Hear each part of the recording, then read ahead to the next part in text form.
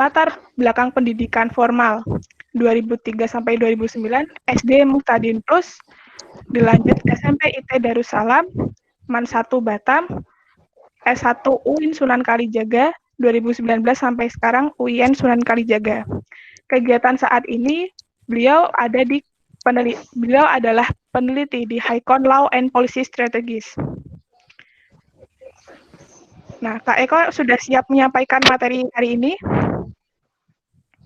Pertanyaannya salah itu, bukan saya yang siap, teman-teman udah siap.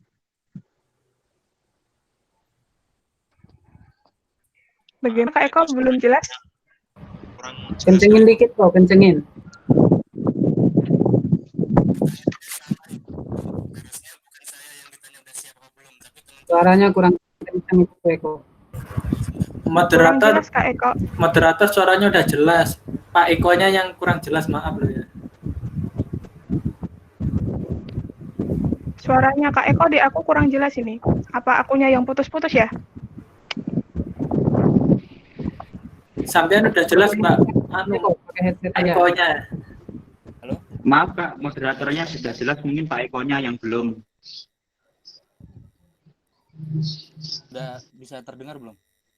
Sudah Kak. Berarti memang harus pakai headset ini.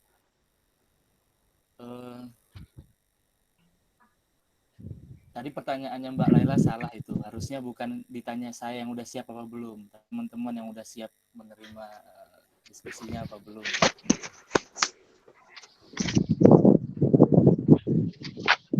Ya, dari teman-teman kelas konstitusi disiapkan catatan dan pertanyaan untuk Kak Eko nanti. Sudah siap ya teman-teman? Siap banget Kak. Ya. Monggo Kak Eko bisa dimulai.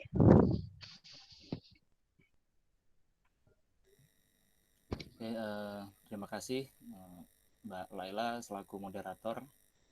Yang saya hormati pembina dari Komunitas Pemerhati Konstitusi Mbak Proborinia Stuti. Yang saya hormati juga pemateri dari kelas konstitusi. Ini ada senior-senior saya yang hebat ini, ada kalau Mas Fikri itu kebetulan junior saya. Mbak Meni itu senior saya. Nah, ini ada Mas Katafu Adi. Nah, beliau ini senior yang luar biasa. Assalamualaikum Mas Fuad. Terus yang saya banggakan juga Waalaikumsalam. teman-teman peserta dari kelas konstitusi ini. Oke, saya buka. Assalamualaikum warahmatullahi wabarakatuh. Waalaikumsalam warahmatullahi wabarakatuh. Selamat pagi teman-teman semua. Pada kesempatan kali ini saya diminta oleh teman-teman dari KPK untuk memberikan sedikit atau memberikan semacam pemantik diskusi tentang hukum tata negara dan hukum administrasi negara, tepatnya pada bagian pengantar HTN dan pengantar hukum administrasi negara. Tapi sebelum saya mulai, saya sebenarnya agak kebingungan melihat jumlah pesertanya. Ini kan di mix ya, semester 1, semester 3, dan semester 5. Kata panitianya begitu. Sebenarnya ini materi di semester 1 atau di semester 3 kalau saya tidak salah. Nah, jadi mungkin kalau yang di semester 1 ini masih relevan untuk dibawakan. Tapi kalau untuk semester 3 dan semester 5 saya agak bingung ini. Karena mungkin pemaparan saya nanti atau materi yang saya bawakan ini mungkin masih jauh dari pemaparan yang disampaikan oleh dosen-dosen di kelas. Makanya sebenarnya saya ingin tanya dulu nih sedikit ke beberapa teman-teman. Mungkin sejauh apa sih teman-teman memahami soal tentang HTN dan HAN gitu. Mohon izin ya moderator, mungkin saya nunjuk orang aja ya, nunjuk teman-teman aja ya, biar tidak menunggu gitu. Laki-laki 1 dan perempuan 1. Mungkin laki-lakinya Mas Ahmad Syah Alam mungkin bisa bantu saya mungkin. Menurut Mas HTN dan HAN itu apa ya Mas? Mas Ahmad Syah Alam ada nggak?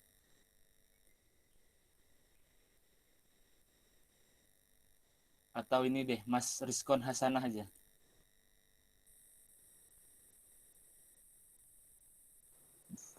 Halo. Halo, Mas Rizkon. Oh, iya. Ya gimana Kak? Mungkin bisa bantu saya kira-kira menurut Mas HTN dan HAN itu apa sih? Ya, Kak.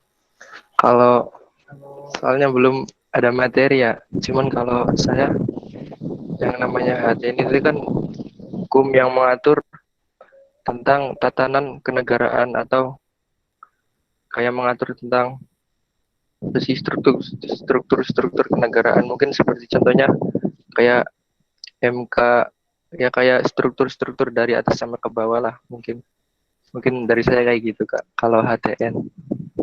Kalau yang HAN? Cuman kalau yang Han masih belum mengerti. Oh gitu, oke, siap. Iya. Makasih Mas Diskon. Oke, Selanjutnya Mas, Kak. oke, ini Mbak siapa ini? Mbak Iha underscore Ika Lesmana Nurjana.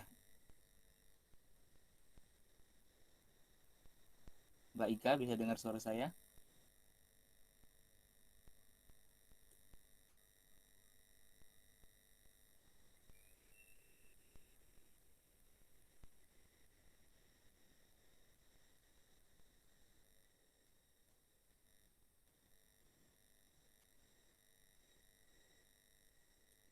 Gimana Mbak Ika? Mute, masih di mute itu Mbak. Katanya mic-nya lagi rusak, Kak. Itu Oh di gitu. room chat. Iya. Oh ya udah Mbak Laila aja deh. Menurut Mbak Laila HTN dan HAN itu apa Mbak? Menurut saya, secara singkatnya, HTN itu mempelajari tentang hukum tata negara, pemerintahan, dan segala yang mengatur tentang negara itu sendiri. Kalau HAN itu lebih ke praktiknya administrasi negara gitu, Kak. Oh gitu. Oke, siap. Kasih ya Mbak Laila. Oke, kemudian ini bisa ini yang mau share screen saya sendiri atau dari panitia ya?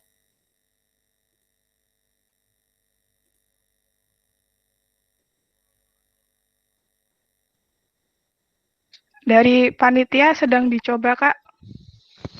Oh gitu, oke.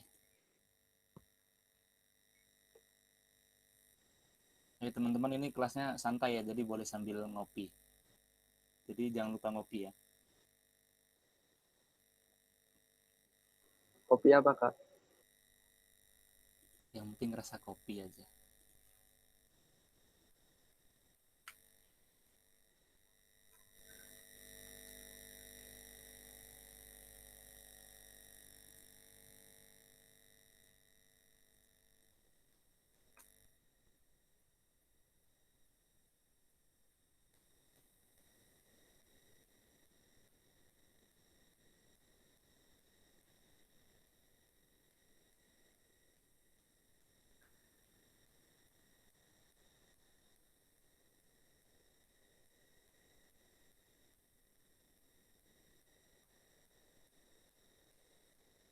Gimana Mbak Lela? Masih proses ya? Masih proses, Kak.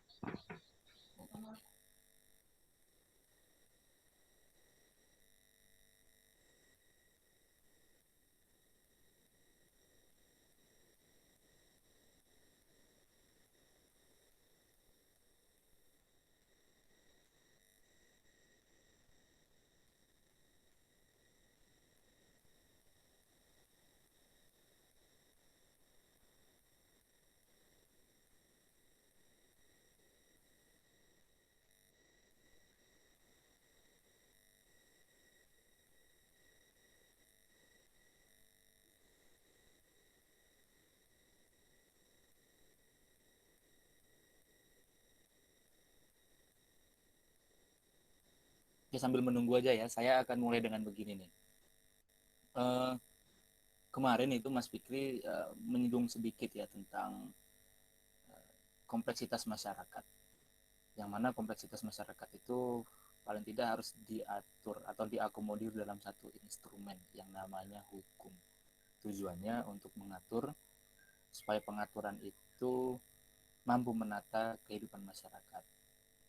Ketika sudah tertata, harapannya tujuan dari masyarakat itu bisa tercapai gitu. Kalau kita sedikit agak flashback ke belakang, sebenarnya agak flashback ke belakang, sejak zaman Yunani itu sudah dikenal semacam instrumen yang mengakomodir transaksi antar manusia. Tapi kalau dulu terbatas pada transaksi di bidang perdagangan. Bahkan lebih sempit lagi, transaksi perdagangan di antara para laki-laki. Itu disebut sebagai res publica. Kemudian ada juga ruang lain yang namanya itu res privata, di mana ruang itu diisi oleh para perempuan, anak kecil, dan budak. Jadi perbedaannya adalah res publica itu adalah dimensi sosial yang nuansanya itu transendental. Tapi kalau res privata itu dimensi sosial yang nuansanya imanensial, atau kalau sekarang sebutnya sebagai wilayah domestik lah.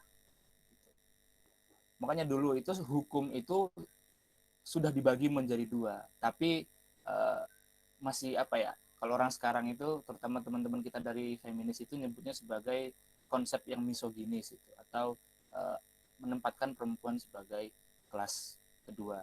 Bahkan juga budak itu juga ditempatkan sebagai kelas kedua. Karena yang hanya bisa dijadikan sebagai saksi di dalam persidangan, bahkan yang bisa aktif dalam transaksi di antara para laki-laki pada waktu itu ya hanya laki-laki yang sempurna. Nah, kesempurnaan itu dilihat dari mana gitu. Ini sedikit kita nambah-nambah intermezzo sekaligus nambah informasi kita aja kalau kita flashback ke belakang itu. Dulu kan itu masih zamannya perbudakan itu.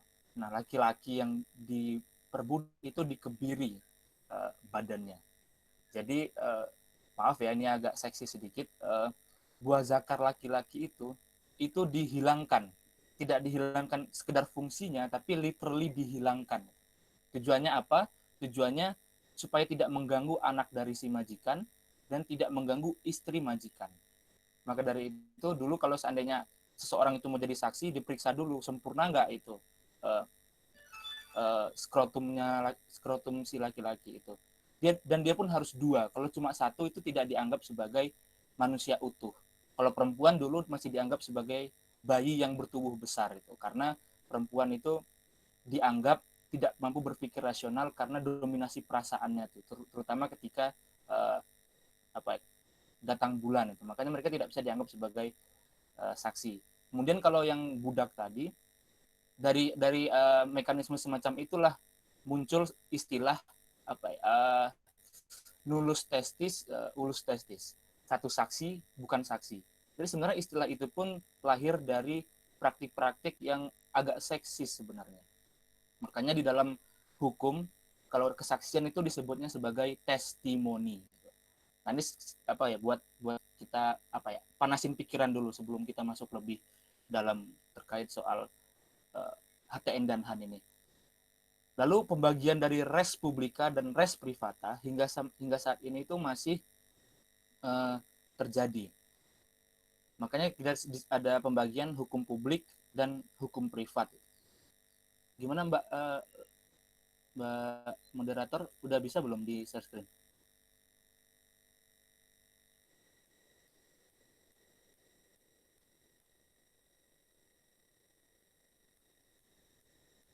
Oke, di slide kedua Mbak, mohon izin.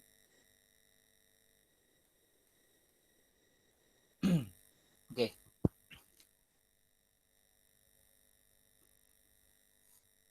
Oke, ini saya kasih bendera Indonesia bulat ya. Itu utuhnya itu disebut sebagai hukum negara. Di dalamnya itu ada hukum publik dan hukum privat. Nah, di dalam hukum publik itu dibagi lagi menjadi beberapa klaster. Ada hukum pidana, hukum tata negara, dan hukum administrasi negara. Tapi hukum administrasi negara itu sebenarnya kalau secara umum yang kita pahami, bahkan di kelas-kelas kita juga pelajari, hukum administrasi negara itu adalah pengurangan dari hukum tata negara luas dikurang hukum tata negara sempit. sama dengan hasilnya adalah hukum administrasi negara. Terus teman-teman bertanya, apa bedanya hukum publik dan hukum privat? Sebenarnya kemarin di PHI atau Pengantar Hukum Indonesia itu sudah disinggung secara jelas, tapi ini saya coba serempet sedikit aja, bahwasanya hukum privat itu adalah hukum yang mengatur transaksi antar manusia, antar subjek hukum lah, subjek hukum orang dengan orang atau orang dengan badan hukum atau person dan rek person. Tapi kalau hukum publik itu kaitannya langsung subjek hukum orang dengan negara atau dengan agensis atau badan-badan pemerintahan. Makanya di situ ada hukum pidana. Jadi kalau seandainya dalam hukum pidana itu ya, kalau teman-teman membunuh orang lain, meskipun keluarga orang lain itu memaafkan, tetapi negara tetap harus ikut andil di dalamnya untuk memberikan pelajaran hukum kepada teman-teman semua. Yang teman-teman yang membunuh tadi itulah gitu. Begitupun dengan hukum tata negara. Ini secara singkat aja, hukum tata negara itu dia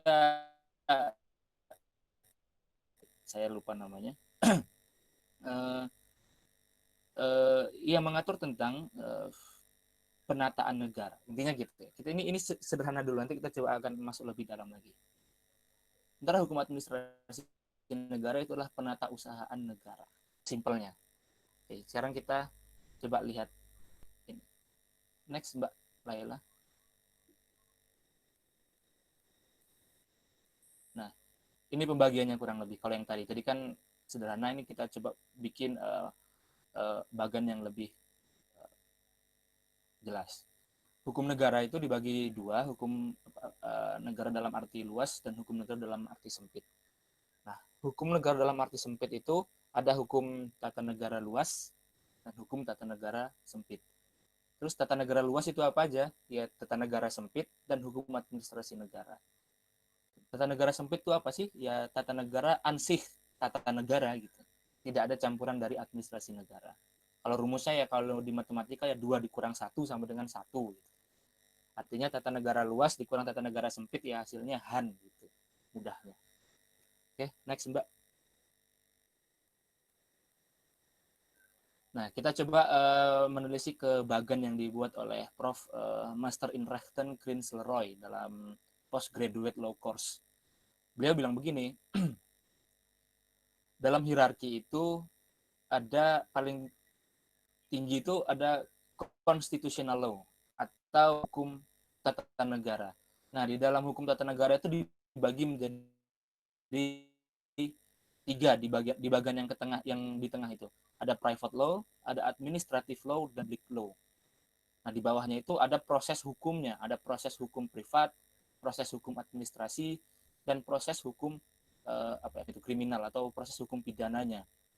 Mungkin teman-teman bertanya, loh, Mas, itu kan constitutional law. Kalau diartikan kan hukum konstitusi, bukan hukum tata negara. Nah, maka dari itu, next Mbak, itu yang akan kita ulas pada pagi hari ini. Ada 3 poin. Apa sih yang dimaksud dengan hukum tata negara dan hukum administrasi negara? Kemudian, apa aja yang menjadi objek pembahasannya? Dan bagaimana korelasi antara HTN dan HAN itu? Oke, next Mbak.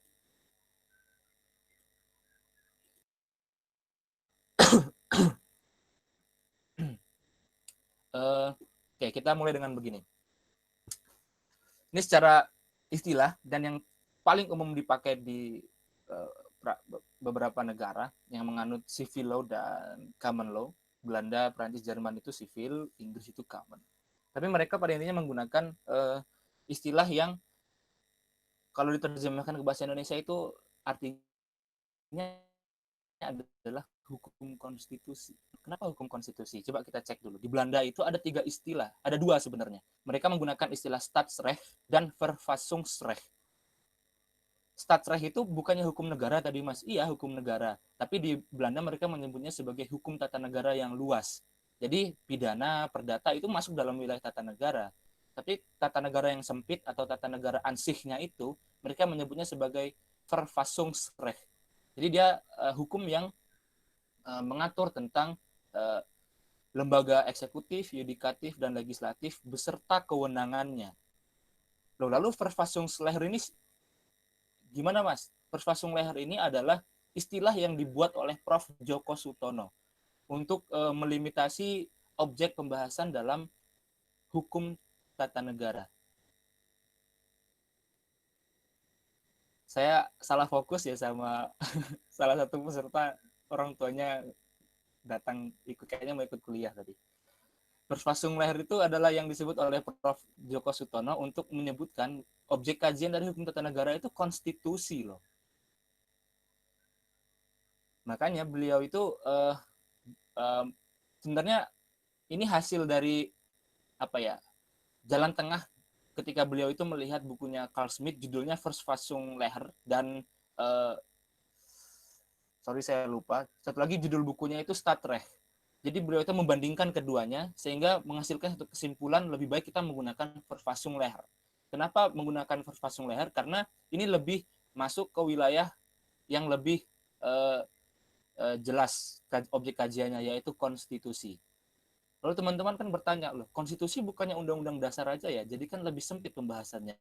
Nah, itu kesalahan yang paling umum yang paling umum di apa ya, yang terjadilah di dalam pemahaman hukum kita tentang konstitusi. Padahal konstitusi itu kan ada dua artinya, konstitusi dalam arti luas dan konstitusi dalam arti yang sempit. Konstitusi dalam arti luas ya include di dalamnya itu peraturan perundang-undangan di bawah undang-undang dasar dari KPPR, kemudian ada undang-undang, ada Perpu, ada PP dan lain sebagainya sampai ke Perda.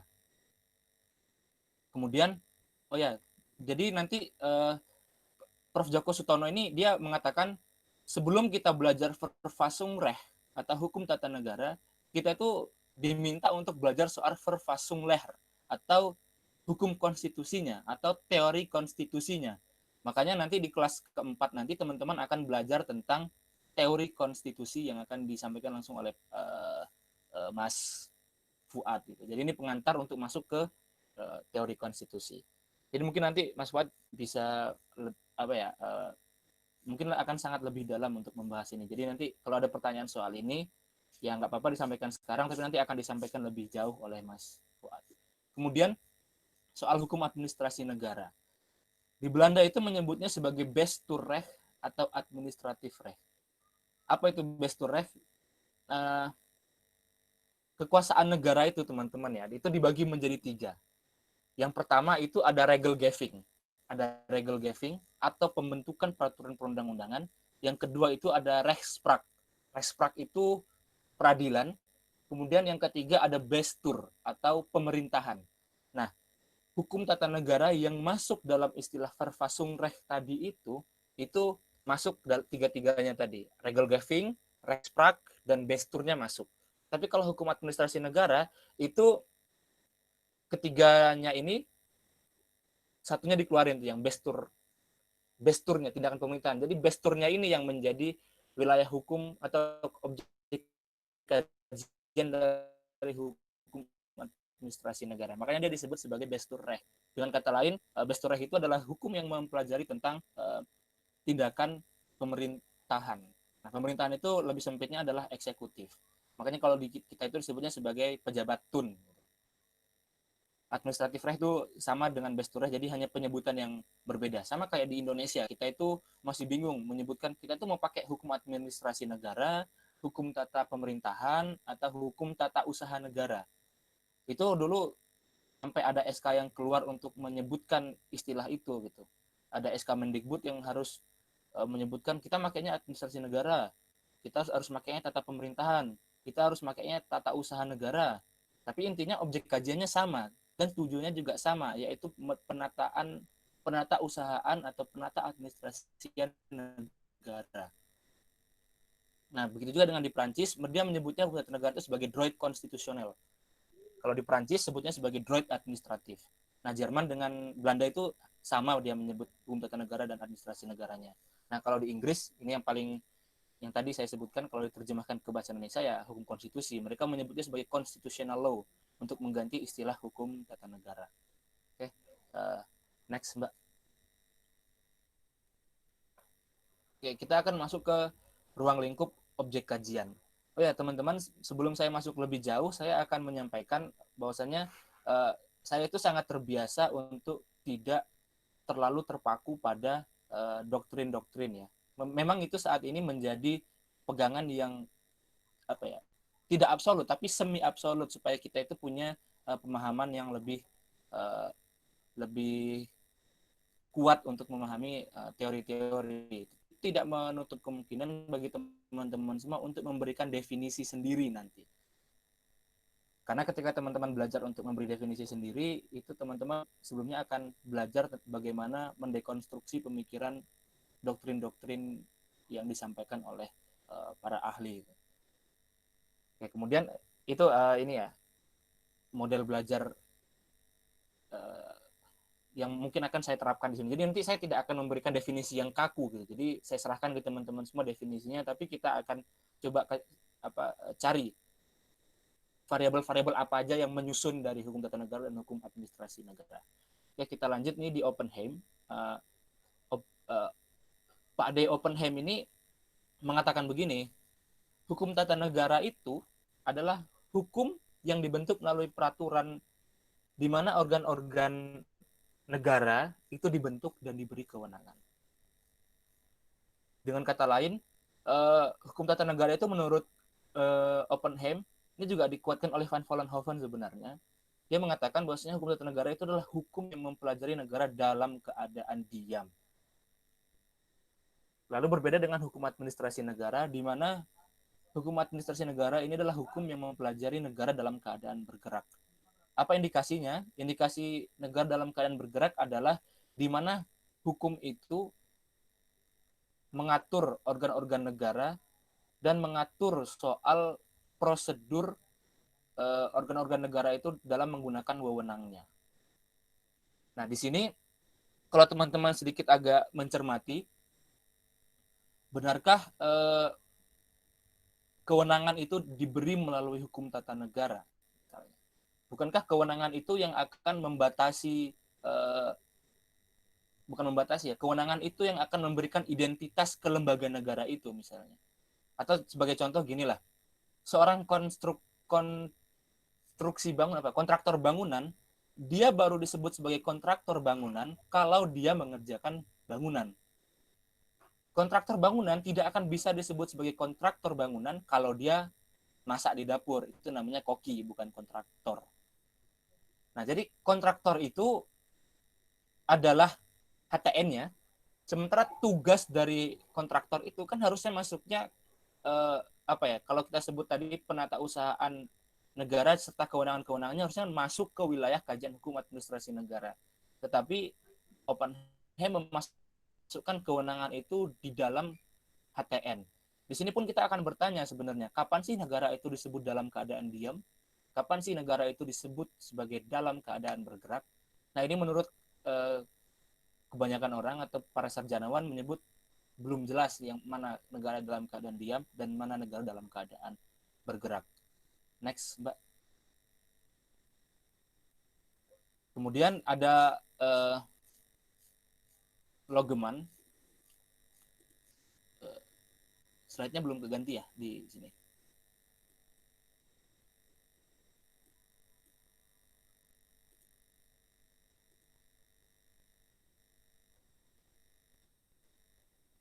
Oke, saya lanjut aja dulu ya.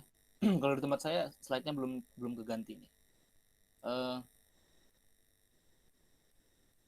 Selanjutnya itu ada Logeman.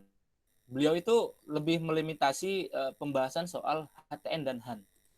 Menurutnya, HTN itu adalah hukum yang mempelajari tentang jabatan yang ada dalam susunan suatu negara. Terus siapa sih yang ngadain jabatan itu? Bagaimana cara jabatan itu ditempati?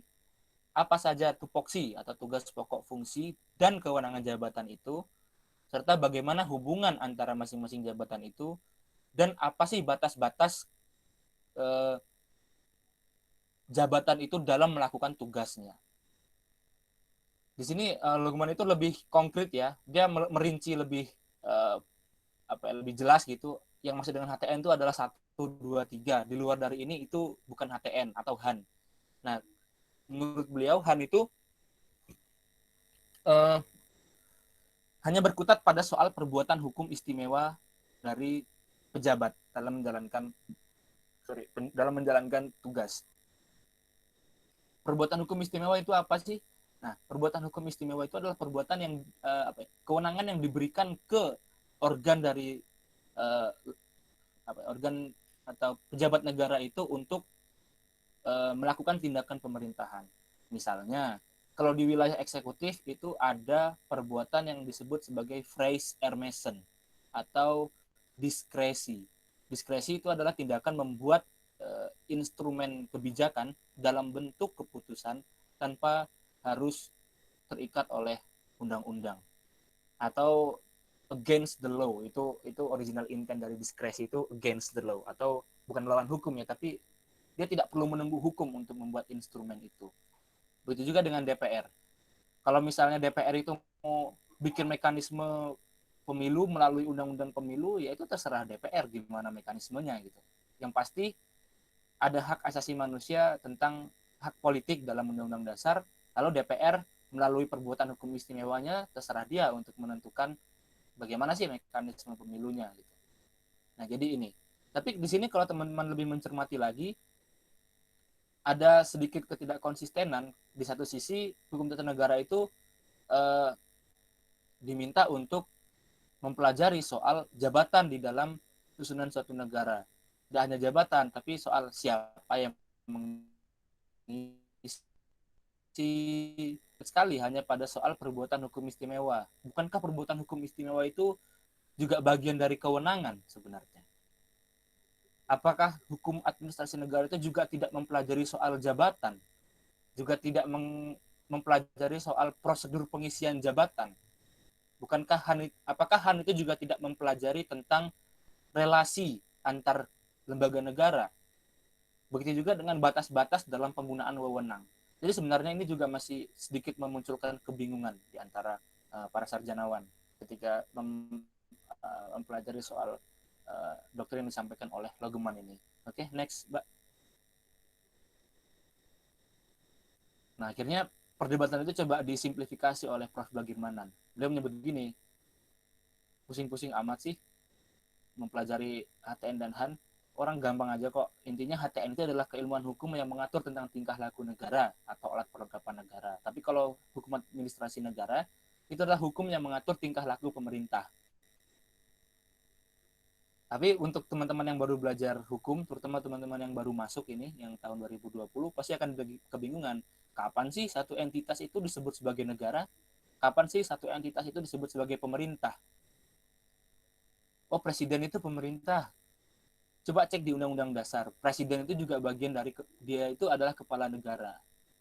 Selain dari kepala pemerintahan. Lalu apa yang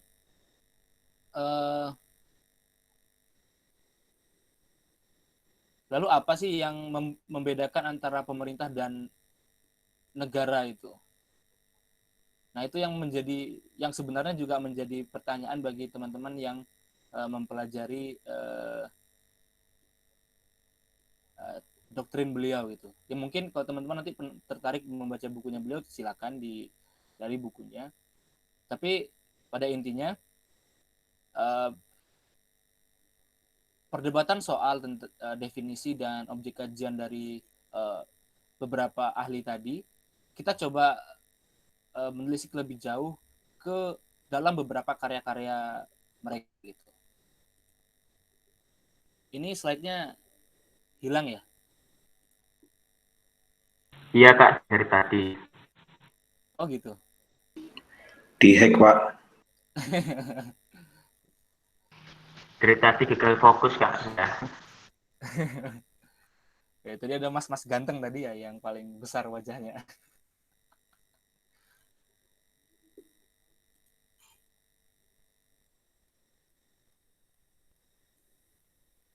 Oke, kalau ini saya bisa share screen nggak ya? Bisa. Kalau gitu saya aja yang share screen.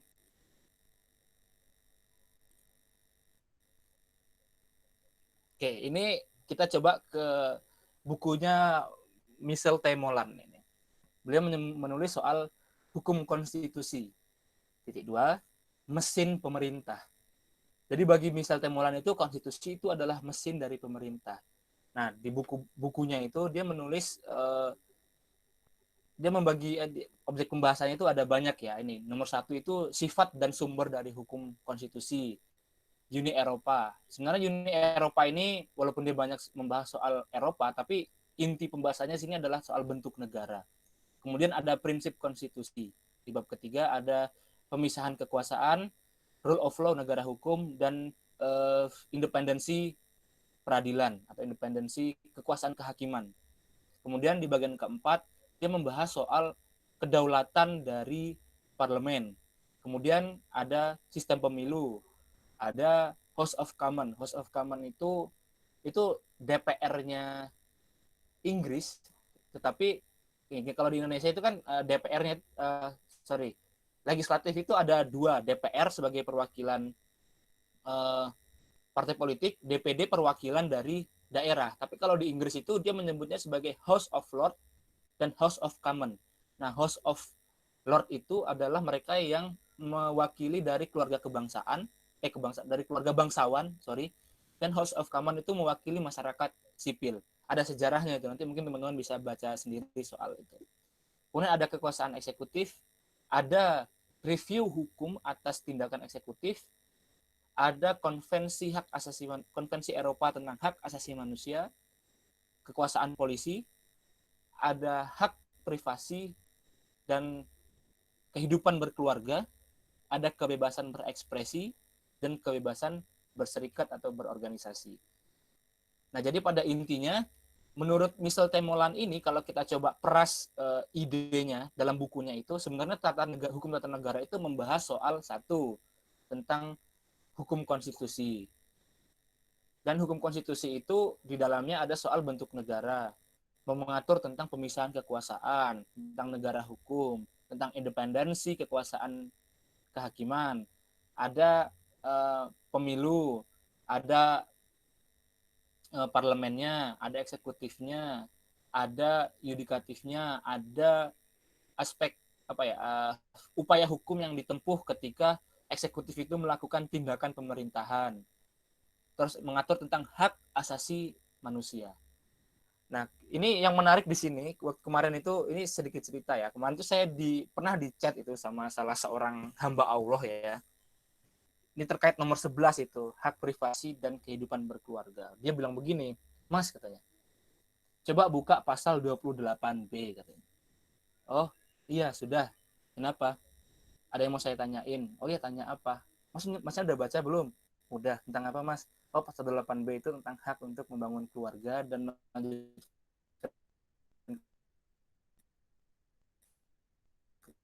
keturunan melalui perkawinan. Saya ditanya lagi pok jidat itu. Tiba-tiba tingkat kepusingan saya itu bertambah itu, lebih besar daripada ketika saya mempelajari soal undang-undang cipta kerja itu. Ini memang berat negara ini. Oke, intermezzo aja ya. Kita kembali lagi. Next ke bagian hukum administrasi negara. Nah, René Sirden dan Fitzroy itu dalam bukunya Administrative Law of the European Union and its member states and the United States. Beliau itu mereka ini mengutip idenya dari Sabian-Luss yang pada intinya hukum administrasi negara itu paling tidak ini ada 4 poin ini nih. Ada rule of agencies atau peraturan badan pemerintahan. Di sini ada struktur konstitusi dari Kongres, Presiden, pengadilan, dan permasalahan pemisahan kekuasaan secara umum. Dan kemudian ada proses administrasi di Amerika. Dan di sini ada banyak banget itu, ada open government atau pemerintahan yang terbuka, ada akuisisi informasi, kebebasan informasi, ada adjudikasi versus rulemaking. Ini perbedaan atau mereka membandingkan upaya hukum atau adjudikasi dengan proses penyelesaian masalah melalui jalur adjudikasi dan pembuatan hukum. Kemudian ada peraturan tentang peraturan non legislatif, terus pernyataan kebijakan dan guideline itu, koridornya atau panduannya gitu. dan masih banyak lagi. Ini paling tidak ini yang menjadi objek kajian dari hukum administrasi negara. Bahkan di sini juga masuk judicial review of administrative action, atau tadi soal review hukum tentang tindakan pemerintah. Nah, dari kedua buku ini saya mengambil kesimpulan seperti ini. Hukum tata negara itu adalah hukum yang mengatur, atau hukum tata negara adalah bagian dari hukum negara yang fokus pengaturannya pada soal konstitusi. Konstitusinya adalah soal mekanisme pembentukan dan perubahannya yang di dalamnya membentuk tentang lembaga negara. Lalu kewenangannya ada di mana? Menurut saya, kewenangan lembaga negara itu masuk dalam wilayah hukum, wilayah kajian hukum administrasi negara. Loh, kenapa kok masuk dalam hukum administrasi negara? Karena kewenangan itu tidak bisa diatur secara parsial, tapi harus diatur secara universal, yaitu menyangkut relasinya dengan lembaga negara lain. Kapan sih kewenangan itu bisa digunakan dan apa saja batas-batasnya? Terus prosedur penggunaannya kayak gimana? Bahkan prosedur pembentukan peraturan itu menurut saya masuk dalam wilayah kajian hukum wilayah kajian hukum administrasi negara. Terus hukum administrasi negara juga mengatur hubungan hukum dengan subjek, ini hubungan hukum negara ya, hukum dengan subjek hukum lain, negara dengan subjek hukum lain, yaitu orang dan badan hukum. Nah, di sini kalau kita demo kemarin itu, kita kan menuntut presiden keluarkan perpu. Kita kan bertanya, benarkah perpu itu adalah kewenangan presiden? Nah, menurut saya itu masuk dalam wilayah kajian hukumnya administrasi negara. Kenapa kok administrasi negara? Karena kan kita juga akan bertanya, kapan sih presiden itu harus mengeluarkan perpu? Ya tentu kalau secara umum kita ketahui perpu itu dibuat untuk dalam situasi yang memaksa dan genting itu. Tapi kemudian kita bertanya lagi, benarkah presiden mengeluarkan perpu dalam kondisi yang memaksa dan genting? Atau jangan-jangan presiden mengeluarkan perpu untuk memaksakan kegentingan? Ya, kita nggak tahu ya, tapi kita yakin aja kalau presiden kalau presiden Indonesia itu mengeluarkan perpu dalam kondisi memaksa dan genting. Mungkin kepala negara atau kepala pemerintah mana itu yang mengeluarkan perpu untuk memaksakan kegentingan itu? Mungkin negara Wakanda ya, saya nggak tahu juga itu. Begitu juga dengan hak asasi manusia, teman-teman. Hak asasi manusia itu kan diatur dalam konstitusi. Tapi bagaimana rincian dari atau penerapan hak asasi manusia itu dalam wilayah yang lebih konkret itu masuk dalam wilayahnya hukum administrasi negara.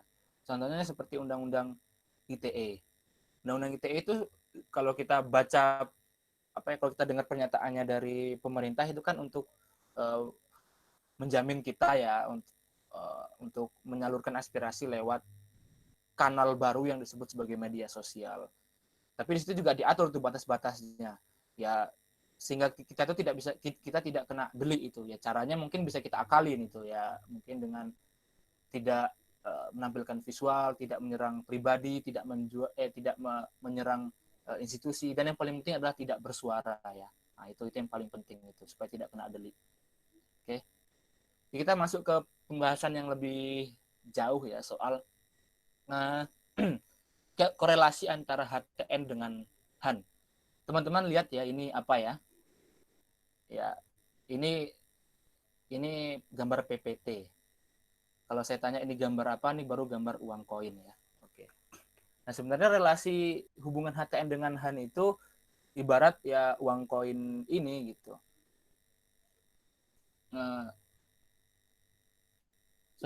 Mungkin teman-teman sebelum saya masuk lebih jauh, ada yang mau ditanyakan?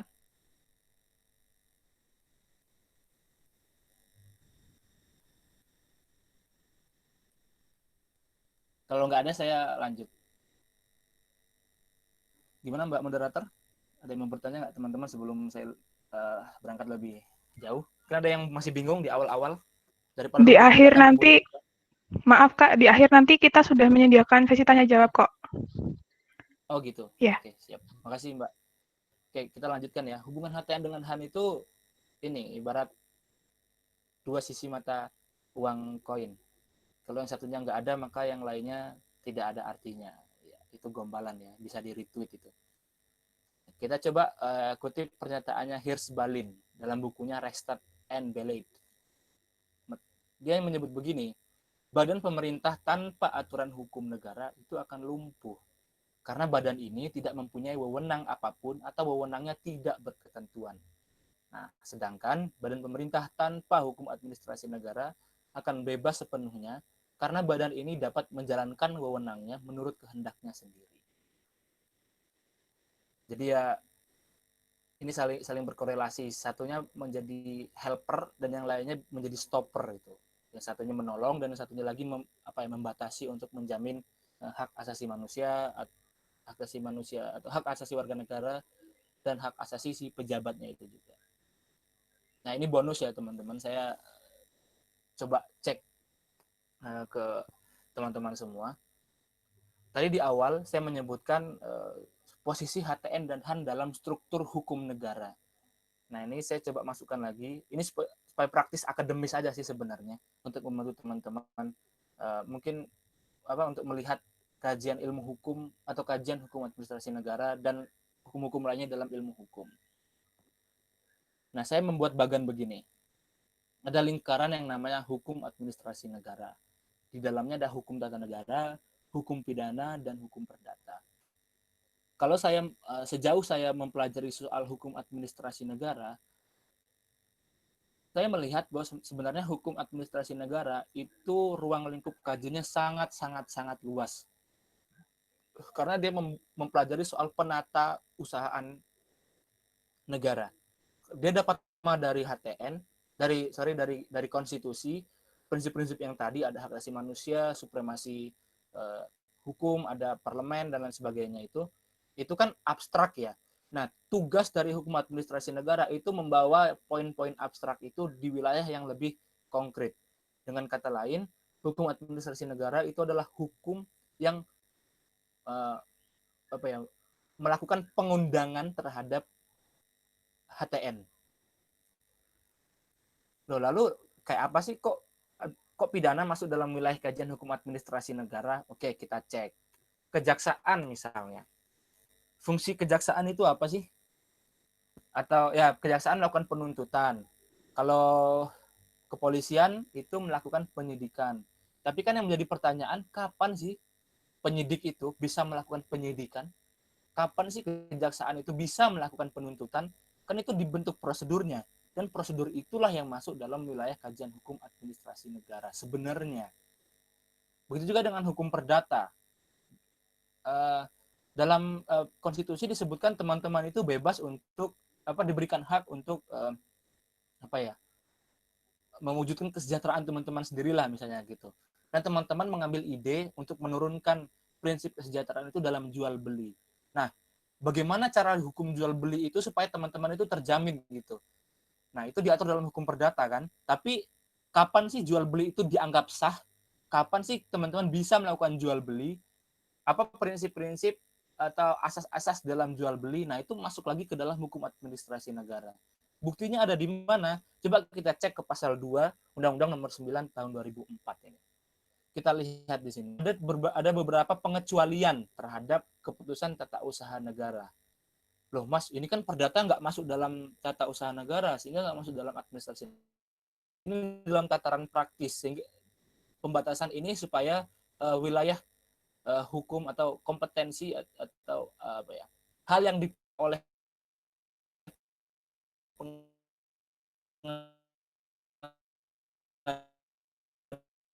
pengadilan tata usaha negara itu tidak terlalu luas. Kita tuh biasanya dituntut untuk mempelajari HTN, sama kayak itu kaitannya sama kayak hukum perdata dan hukum dagang gitu. Teman-teman nggak mungkin mempelajari hukum dagang kalau nggak mempelajari hukum perdata dulu gitu. Nah, ini kembali lagi ke sini. Ini saya masukkan di sini karena kita lihat hukum aja sampai harus turun tangan itu membatasi kompetensi dari pengadilan tata usaha negara supaya kompetensinya itu tidak terlalu luas. Yaitu perdata tidak masuk PT-UN. Keputusan tata usaha negara yang bersifat umum tidak masuk, tapi ini sekarang udah masuk di Undang-Undang 34 tahun 2014. 30 2014.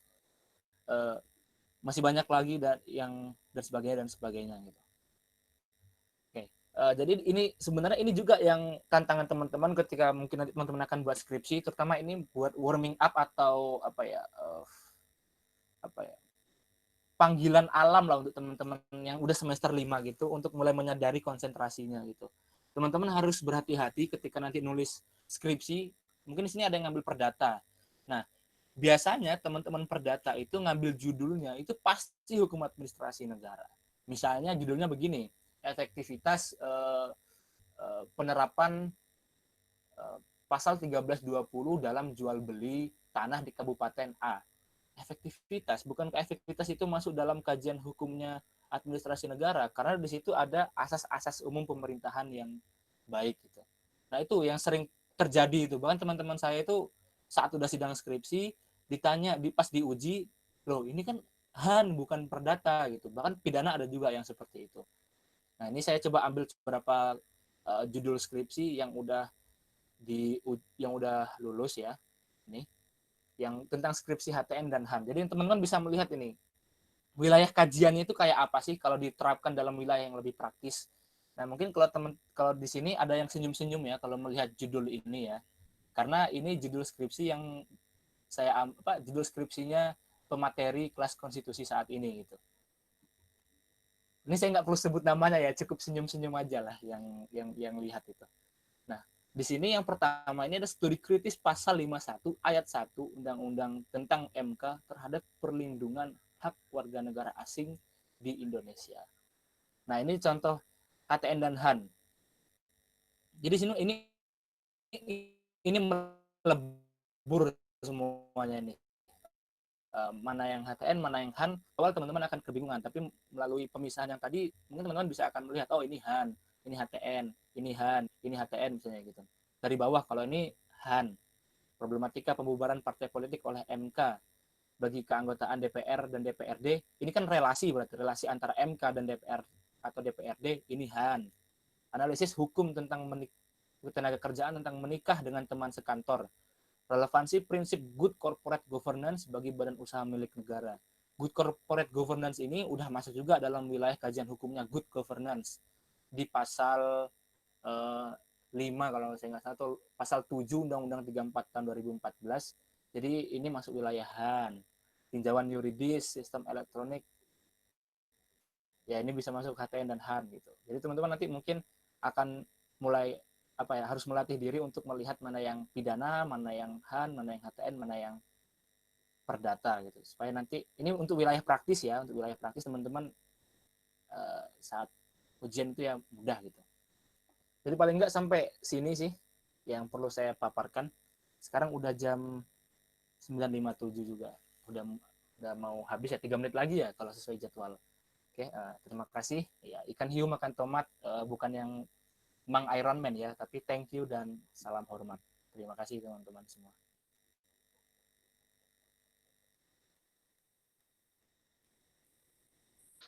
Baik, terima kasih atas materi yang sudah disampaikan oleh Kak Eko. Sekarang kita ada sesi tanya jawab ya teman-teman. Jadi untuk teman-teman yang ingin bertanya kepada Kak Eko, dipersilakan untuk langsung on mic, atau kalau misal terkendala sinyal bisa ditulis di kolom chat. Ada yang mau bertanya, teman-teman?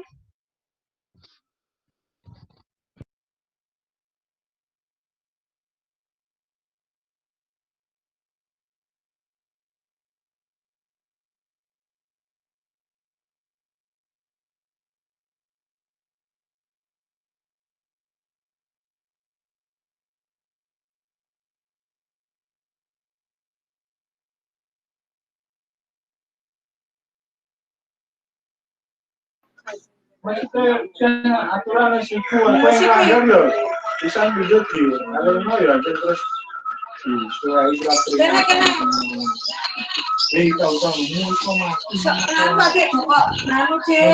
Halo Om, mau nanya ke pemateri? Kayaknya udah siap nanya nih.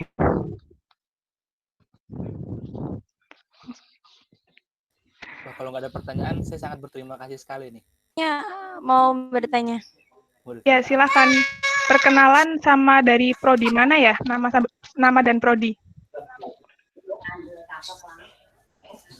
Halo. Nama saya Umi Zakia Zahro dari Prodi Ilmu Hukum semester 1.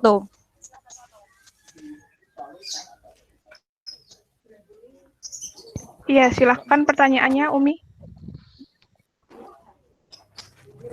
Jadi seperti ini. Tadi kan ada buku yang menerangkan konstitusi itu disebut sebagai mesin pemerintah.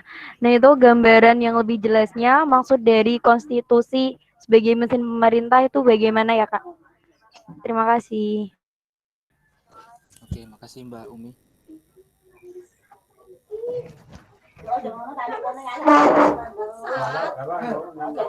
Bisa langsung dijawab, Kak Eka? Oh, langsung ya? Iya, langsung aja, Kak.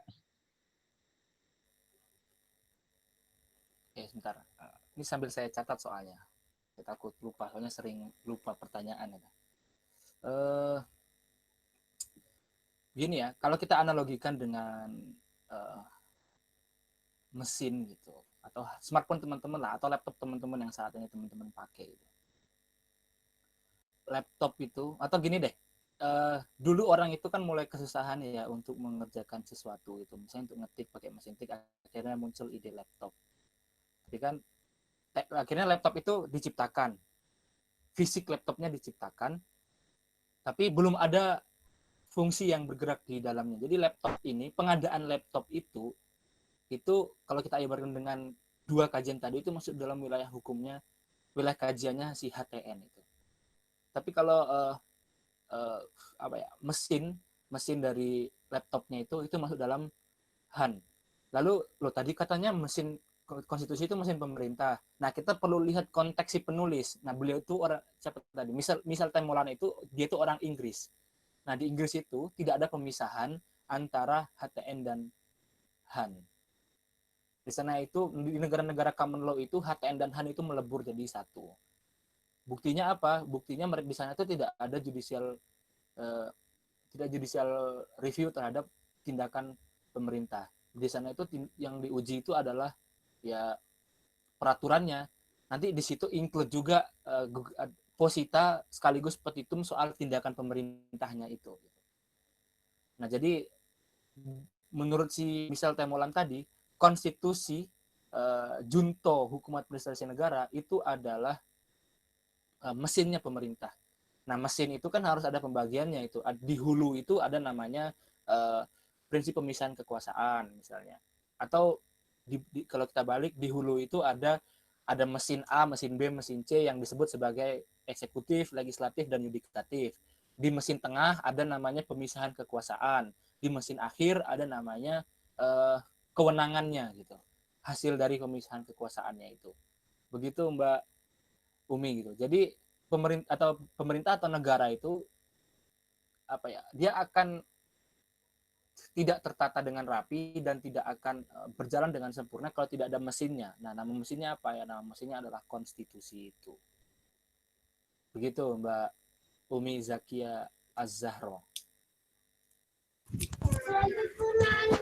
Ya, baik. Terima kasih atas jawabannya, Kak Eko. Oke, siap.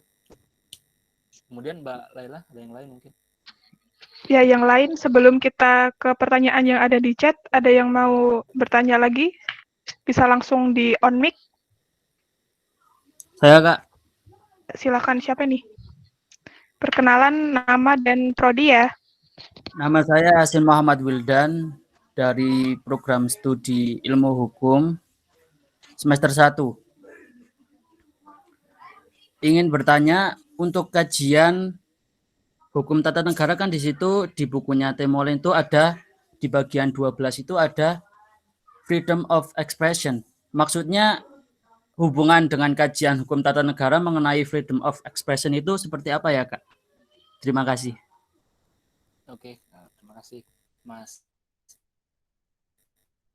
Hasin Muhammad Wildan. Of expression itu dimasukkan dalam pembahasan di bukunya Michel Temolan itu dalam rangka untuk menjelaskan jenis-jenis dari hak asasi manusia. Nah, hak asasi manusia itu sebenarnya berkembang. Nah, bukunya Michel Temolan itu buku lama. Jadi saat zamannya si Molan membuat buku itu kebebasan berekspresi itu adalah hak yang masih baru gitu, didasarkan pada Konvensi Eropa tentang Hak Asasi Manusia. Itu pasal atau artikel 18 kalau saya tidak salah itu, di buku itu. Jadi saat di konvensi dulu itu ya, apalagi di Inggris ya, dulu itu kan yang punya kekuasaan untuk menyatakan pendapat itu adalah keluarga bangsawan. Tetapi setelah ada semacam perlawanan dari masyarakat sipil itu, akhirnya mereka mulai berani untuk memasukkan ide tentang kebebasan berekspresi di dalam pembahasan, di dalam dinamika ketatanegaraannya. Tapi pada intinya freedom of expression itu adalah jenis dari atau salah satu klasifikasi dari hak asasi manusia. Tadi kan di HTN itu ada kajian tentang HAM.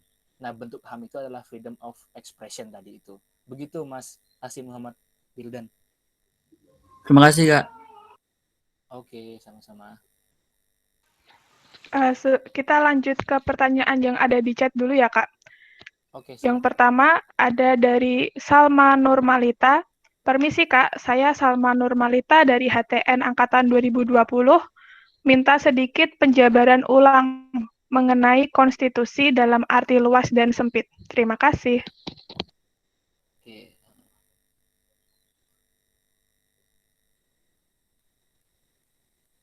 Oke, saya sekalian membahas jawaban dari ini Mas atau Mbak ya, Rifki Jauhar ini kayaknya Mas ya. Kayak Mbak Salma dan Mas Rifki Jauhar. Pertama, soal konstitusi dalam arti luas dan sempit. Ya mudahnya, konstitusi dalam arti luas itu adalah semua instrumen hukum yang menyangkut dari undang-undang dasar dan sampai ke bawahnya. Sebenarnya saya mau menyebutkan teorinya Hans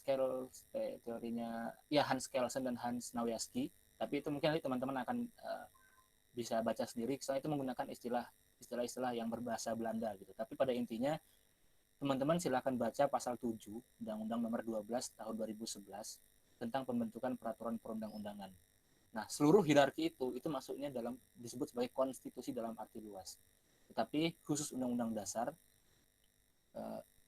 built-in juga di dalamnya soal pembukaan itu masuk di dalam konstitusi dalam arti yang sempit. Begitu Mbak Salma Nurmalita. Kemudian untuk Mas Rifki Jauhar, ya ini benar banget ya, dalam wilayah praktis akademis itu ada dua istilah yang akan membingungkan teman-teman. Satu hukum administrasi negara dan satu ilmu administrasi negara. Nah, itu di dalam bukunya, saya lupa pengarangnya, Prof. Jimli kalau saya tidak salah, atau bukunya Pak Ridwan HR, dia menyebutkan yang membuat kita bingung itu yaitu HAN dan IAN. Sama-sama ada istilah administrasi negara. Tapi kalau kita coba klasifikasikan lebih jauh, kita harus membaca administrasi negara itu dalam konteks hukum ketika kita mempelajari hukum administrasi negara. Tapi kalau administrasi negara itu administrasinya harus dibaca dalam konteks manajemen. Makanya hukum administrasi negara itu masuk dalam pohon hukumnya, hukum negara atau ilmu hukum. Tapi kalau ilmu administrasi negara itu atau sama dengan ilmu administrasi pemerintahan itu masuknya dalam pohon ilmu manajemen. Seperti itu. Mas Rifki Jauhar.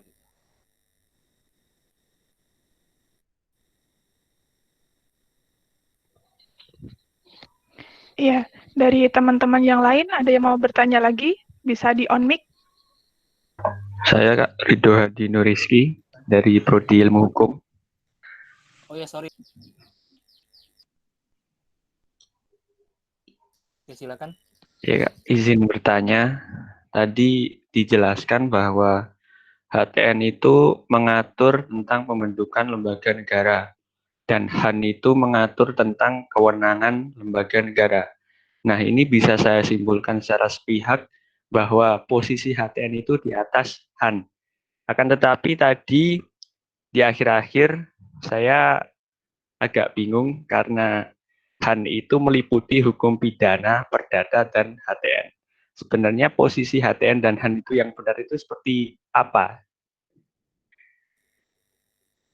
Terima kasih Mas siapa? Maaf ini ketutup soalnya laptop saya LCD-nya agak pecah dan kebetulan Masnya ini namanya ketutup ini. Ridho Siapa, Hadi. Mas? Ridho Hadi. Mas Ridho. Oke, terima kasih Mas Ridho Hadi. Iya, Kak. Ya, tadi di awal saya sebutkan wilayah hukum, posisi hukum tata negara dan hukum administrasi negara. Yang pertama tadi dalam struktur hukum negara. Tapi, sorry, videonya belum saya hidupkan. Tadi teman saya ngintip dari jendela tadi. Sementara untuk yang terakhir tadi itu dalam wilayah kajiannya ilmu hukum.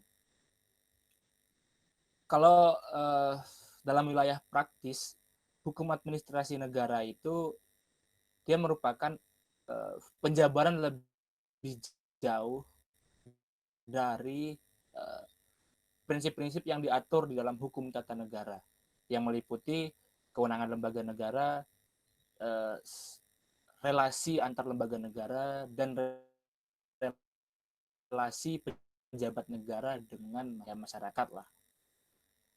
Sama seperti tadi, di prinsip dalam konstitusi itu ada namanya equality before the law atau persamaan di hadapan hukum. Tetapi kan kita bertanya bagaimana sih cara mengimplementasikan persamaan di depan hukum. Nah, disitulah hukum administrasinya bekerja. Oh, dia harus kalau masuk PT-UN harus masuk dismissal proses dulu. Kenapa kok dismissal proses? Karena di situ akan dicek dulu ini benar nggak kepentingannya kewenangannya PT-UN. Kalau lulus atau lewat nanti masuk ke pemeriksaan persiapan. Di situ hakimnya nanti akan membantu si penggugat itu menyempurnakan gugatannya supaya nanti tidak berujung pada NO atau tidak dapat diterima. Nah, itu kan administratif sebenarnya. Makanya itu masuk dalam wilayah hukumnya HAN. Kalau menurut saya seperti itu hasil ijtihad saya itu. Kemudian kenapa kok di akhir tadi saya sebut semuanya kok masuk dalam hukum administrasi negara ya, Mas? Karena lagi-lagi kembali ke yang tadi. Kalau kita tarik prinsip-prinsip universalnya, misalnya dalam hukum pidana yang tadi. Dalam hukum tata negara gini, dalam hukum atau prinsip konstitusi, teman-teman itu diberikan hak untuk tadi melangsungkan perkawinan atau melangsungkan pernikahan dan melanjutkan keturunan melalui perkawinan yang sah gitu. Tapi kok di Lombok tahu-tahu ada yang kawin lari gitu. Bukankah itu bertentangan dengan hukum tata negara atau prinsipnya itu? Kan itu harusnya masuk pidana gitu. Tapi bagaimana cara bagaimana cara mengklasifikasikan yang kawin lari di Lombok tadi masuk dalam kajian dalam hukum pidana? Nah, makanya ada penyelidikan itu untuk menentukan apakah suatu perbuatan itu masuk dalam klasifikasi tindak pidana atau tidak. Oh, kalau masuk, lalu administrasi bekerja lagi. Apa sih yang harus dilakukan kalau masuk dalam klasifikasi yang dilakukan? Lalu kami harus diberikan menurut hukum administrasi negara, nanti tunggu dikeluarkan SPDP, surat perintah dimulainya penyidikan. Baru kamu itu berwenang untuk melakukan penyidikan. Nah, baru di situ untuk dicari dua alat buktinya. Begitu juga itu contoh di wilayah hukum pidana. Tapi kalau untuk di wilayah hukum di wilayah hukum perdata gini. Kalau misalnya Mas Ridho melakukan jual beli dengan Mbak Laila misalnya, udah dibikin itu perjanjiannya, kok tahu-tahu ada satu kejadian yang mana kejadian itu tidak diatur di dalam perjanjian yang Mas Ridho dan Mbak Laila buat gitu. Lalu larinya kemana? Oh, dalam konstitusi itu disebutkan bahwa hak saya dan hak Mas Ridho dan haknya Mbak ya harus sejahtera gitu melalui transaksi yang kami lakukan gitu. Tapi tahu-tahu kok ada klausul yang nggak diatur, misalnya tentang force majeure atau keadaan kahar gitu. Lalu hukum perdata menyebutkan ya udah kalau gitu klausula di dalam hukum perdata itu yang nantinya akan melengkapi perjanjian yang Mas Rido dan Mbak Lela buat. Nah, jadi itu sebenarnya agak sangat-sangat ini ya, ada cross cuttingnya, ada irisannya antara hukum administrasi negara dengan bidang hukum yang tadi itu. Begitu Mas Rido. Mungkin kalau kurang jelas bisa ditanggapi aja. Monggo.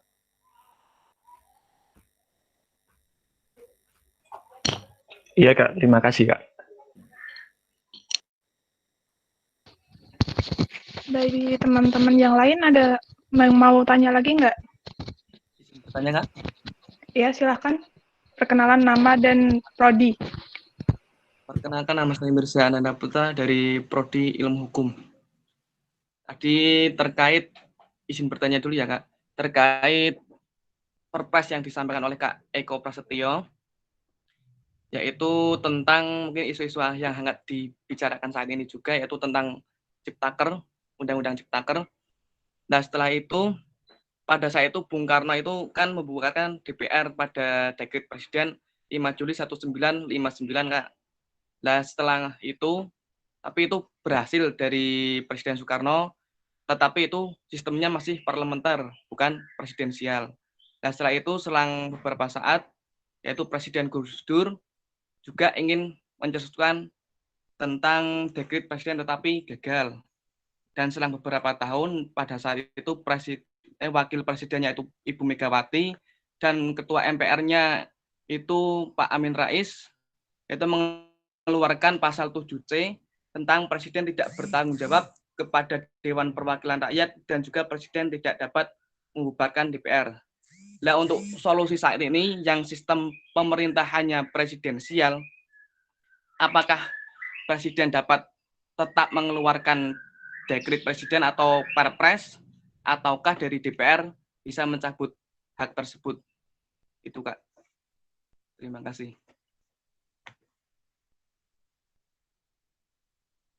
Terima kasih Mas Mirza. Ini menarik ya. Ini kita coba agak keluar ya, kita agak keluar dari pembahasan kita ini. Sebenarnya ini kan pengantar HTN dan HAN, tapi saya coba masukkan variabel lain itu. Nah, dalam dinamika ketatanegaraan kita itu ada satu ilmu yang sangat mendominasi pembentukan HTN dan HAN tadi, yaitu namanya politik hukum. Nah, politik hukum itu masuk dalam kajiannya ilmu hukum juga. Tapi kalau ilmu politik ya masuk dalam wilayahnya politik, visipol. Bedanya apa nanti itu kita akan bahas lain kali. Nah, politik hukum itu yang akan melihat lebih jauh relevansi satu teknis administrasi dari hukum atau pasal-pasal dalam hukum itu dikaitkan langsung dengan visi bernegara tadi. Nah, disitulah dominasi atau determinasi politik terhadap hukum. Makanya kalau dalam bukunya Prof. Mahfud itu yang politik hukum dalam kacamata Chain ya hukum itu dipengaruhi oleh politik. Gitu. Makanya pada waktu itu ya Presiden kan Presiden Dekret 5 Juli 1959 itu ya itu sebenarnya hasil perhitungan politik juga. Karena waktu itu juga tidak ada mekanisme yang mampu membubarkan mengimpeach pada waktu itu setahu saya. Kalau sekarang masih relevan nggak dekret? Setahu saya di sistem ketatanegaraan kita tidak lagi mengenal dekret, tapi mengenal keputusan tata usaha negara atau mengenal perpu. Gitu. Kalau Gus Dur itu dulu ingin membubarkan DPR ya karena memang ada ada tarik ulur kepentingan politik juga. Tapi kan karena waktu itu ada mekanisme impeach ya, makanya impeachment itu kan dilakukan kalau presiden itu melakukan tindakan-tindakan yang inkonstitusional. Dan menurut Undang-Undang Dasar waktu itu membubarkan DPR itu adalah tindakan yang inkonstitusional, makanya beliau itu di impeach. Begitu Mas Mirza. Atau mungkin ada poin pertanyaan yang belum saya sampaikan, yang belum saya jawab.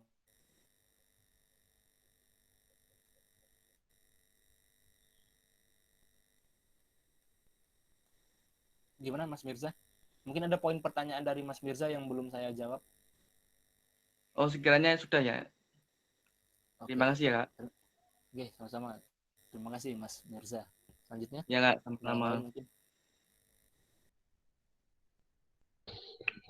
Mungkin satu pertanyaan lagi sebelum kita berlanjut ke materi keempat yang akan disampaikan oleh Kak Fuad.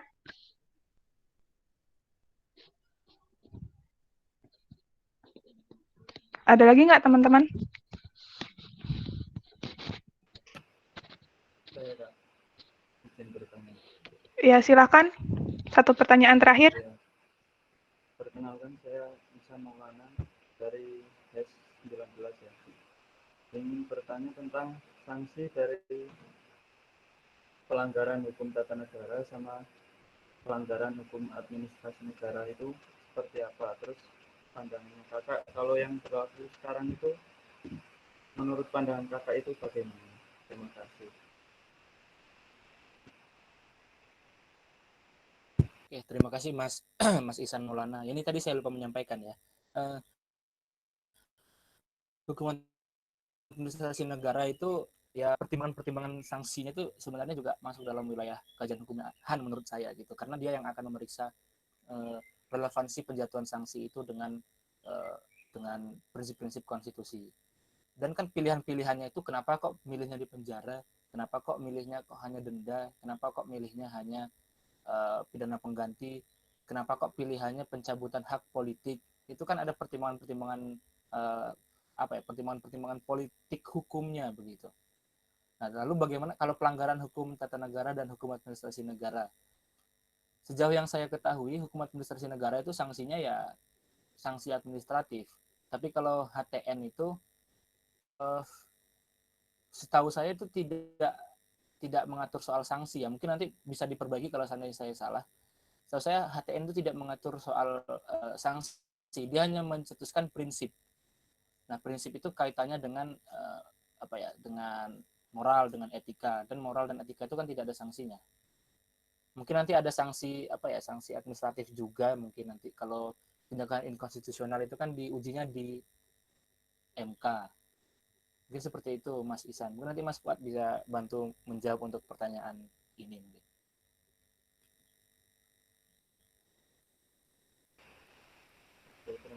Ya, sama-sama Mas Ihsan. Tadi adalah materi ketiga yang sudah disampaikan oleh Kak Eko. Saya mewakili teman-teman kelas konstitusi mau mengucapkan terima kasih atas materi yang sudah disampaikan Kak Eko. Sangat menarik sekali tadi ya. Selanjutnya kita masuk ke materi keempat atau materi kedua di hari kedua kelas konstitusi